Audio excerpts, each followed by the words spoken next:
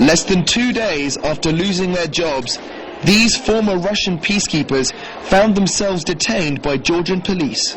They were arrested while allegedly drunk in the coastal town of Poti. The town is 12 kilometers from the peacekeepers' zone of responsibility and is off limits for Russian servicemen.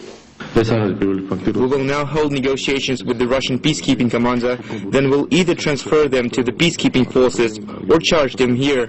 They had no right to be on territory controlled by Georgia. Commanders of the peacekeeping forces say they don't know how their ex-employees ended up in Poti. The detained citizens from the Russian Federation indeed did military service up to the 21st of December in the staff of the peacekeeping forces of the CIS in the South Security Area. But they were dismissed from the Russian military forces because they did not observe the conditions of their contracts. On the 22nd of December they were sent back to Russian territory. Now the commander of the peacekeeping forces is holding an investigation that will determine how these people came to be in Poti. Only one of the 3 men had any ID, and none has any Georgian visas.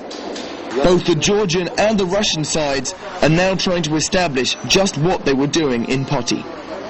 Russian peacekeepers have patrolled the conflict zones of Georgia's breakaway regions of Abkhazia and South Ossetia since the end of hostilities in the early 90s.